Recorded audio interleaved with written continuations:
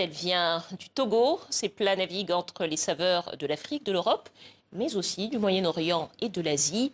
Son restaurant parisien s'appelle le Kilimandjaro. Ce soir, notre invitée est la chef Kafui. Bonsoir. Bonsoir. Soyez la bienvenue sur le plateau du Journal Afrique. Alors, peut-être pour faire connaissance avec vous, vous êtes chef, cuisinière, mais vous ne vous destiniez pas du tout à ça au départ. Vous avez fait des études de droit, de communication. Comment ça s'est passé? Qu'est-ce qui s'est passé pour que finalement vous décidiez de faire de la cuisine votre métier? Alors, ce qui s'est passé pour que je décide de faire de la cuisine mon métier, c'est que je cherchais un sens à ce que je faisais, surtout. Et j'avais besoin de faire quelque chose dont les gens ont besoin.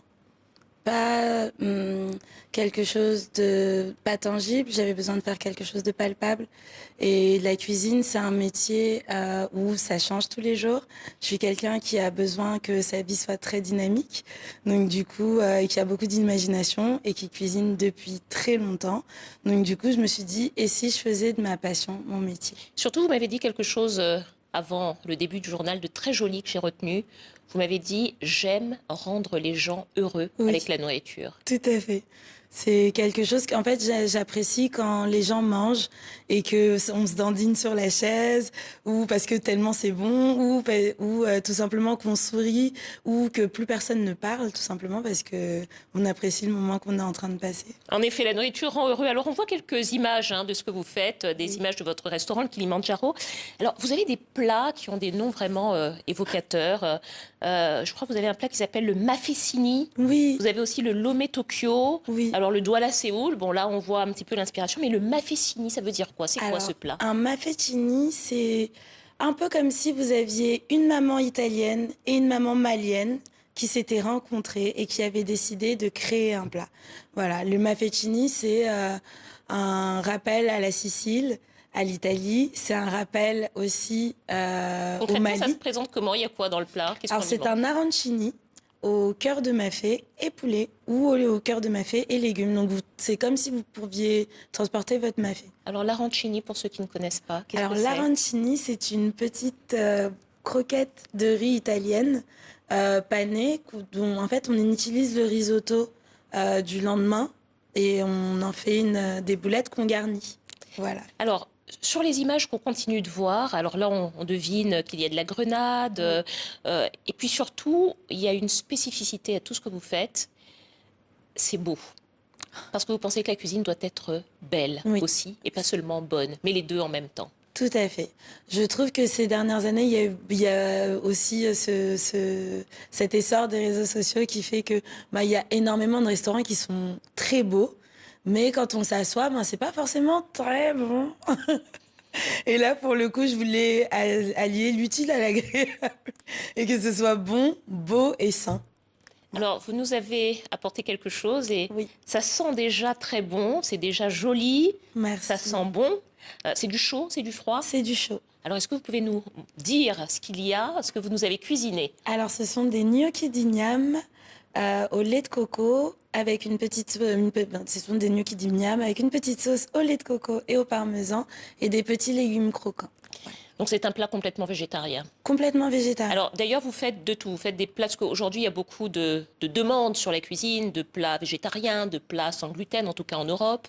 Et vous, vous faites un petit peu... On retrouve tout ce panel au restaurant ou dans ma cuisine. Donc, d'ailleurs, je ne sais pas pourquoi je fais autant de cuisine végétarienne parce que je suis une grosse mangeuse de viande, mais je trouve que les végétariens, on les respecte pas assez. Alors, on va regarder un petit peu les images. Là, je crois deviner une poire, n'est-ce pas? C'est C'est une, un dessert. c'est ça. C'est une poire pochée à l'hibiscus et au vin du domaine Saint-Esprit. Est-ce qu'on peut peut-être changer d'image? Vous allez nous montrer un autre plat.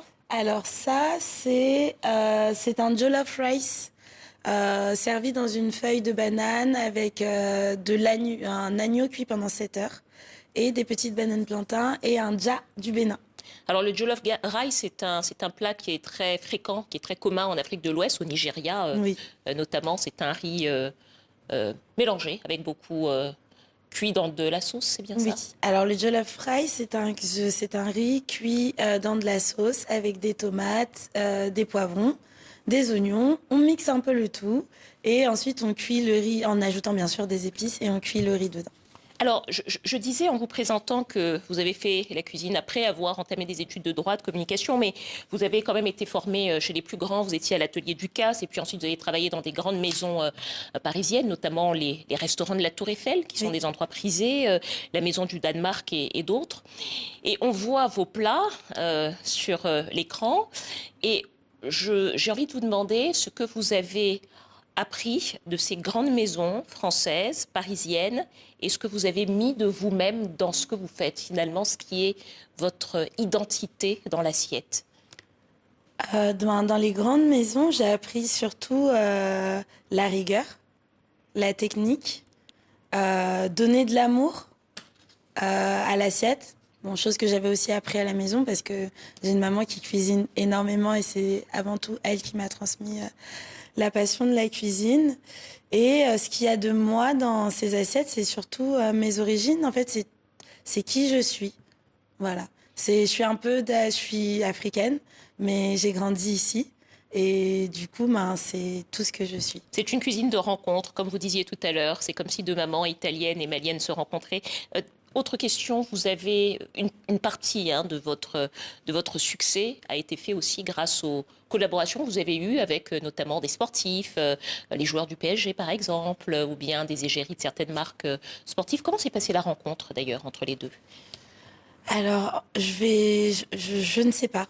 Je ne sais absolument pas. C'est vraiment, c'est des moments inopinés dans ma vie. En fait, tout ça, c'est vraiment juste des rencontres. C'est des rencontres avec des gens. C'est du bouche à oreille. C'est la capacité de rendre les gens heureux avec oui, la nourriture. c'est ça. Dernière question, chef Capuy. Votre restaurant s'appelle le Kilimandjaro. Pour venir manger chez vous, les assiettes, c'est entre combien et combien? Il faut compter entre 10 euros et 29 euros à peu près. Entre 10 euros et 29 euros. Donc c'est une cuisine tout à fait abordable. Le Kilimandjaro, c'est pas un nom choisi au hasard parce que c'est la plus haute montagne d'Afrique. On vous souhaite le même succès et d'aller aussi haut. Merci. Merci à vous, chef Capuy. Merci à vous d'être venu sur notre plateau. Une fois que le générique sera passé, je vais me jeter sur votre assiette.